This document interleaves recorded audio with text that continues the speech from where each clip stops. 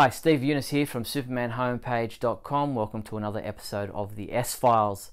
I wanted to discuss the Walmart fiasco, if you like, or the criticisms that DC Comics have been receiving about the Superman 100-page giant number 7, which is available in Walmart stores now.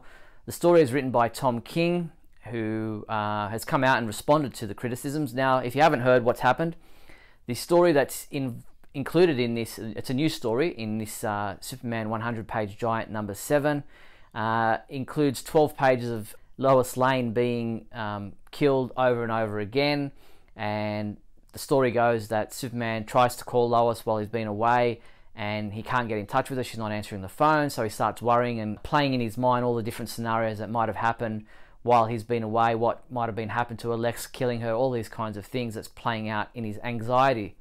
Now, Lois eventually ends up answering the phone and all is well, and they both discuss how much they love each other and how concerned they are for each other and all that kind of thing, which is what he's trying to get at in this story.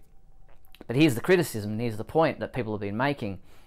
These comic books, these 100-page giants, are exclusive to Walmart. So they're in a department store and they're aimed at younger, newer readers. It's designed, this whole concept of having these comic books in Walmart are designed to attract new, younger readers.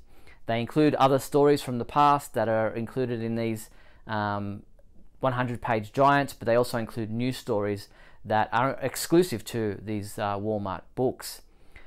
Now, the response that people have had out there is interesting, because there are people who are saying they've been criticizing Walmart customers as if something that's got to do with just being Walmart customers. There have been people laughing at these criticisms, people saying, don't Walmart sell guns? So how is that any more dangerous? Isn't that more dangerous? This is not about what they sell. It's not even about Walmart. If you want to draw a correlation, this is like putting a gun, a real gun, in the toy department section where kids can get them.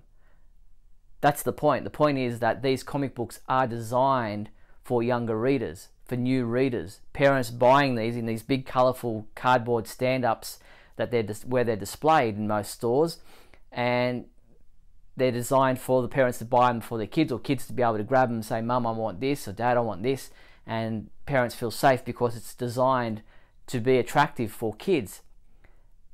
They're not guns going into the gun department, buying a gun off the, behind the secured, wherever it's stored.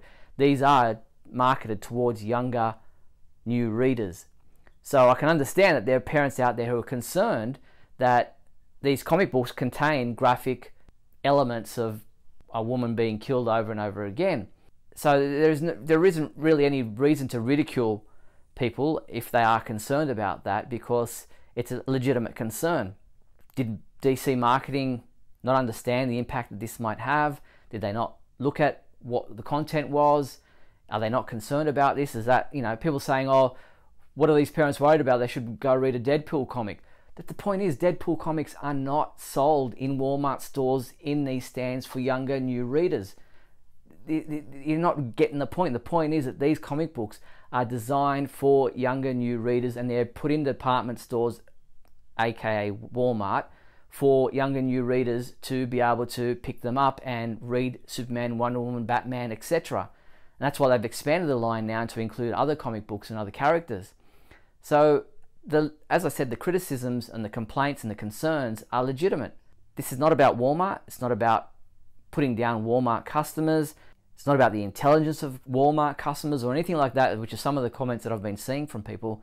It's a legitimate concern that these comic books are intended for younger, new readers, and they contain graphic death material that may concern some parents that their children are not supposed to be reading. People say, well, don't buy it then.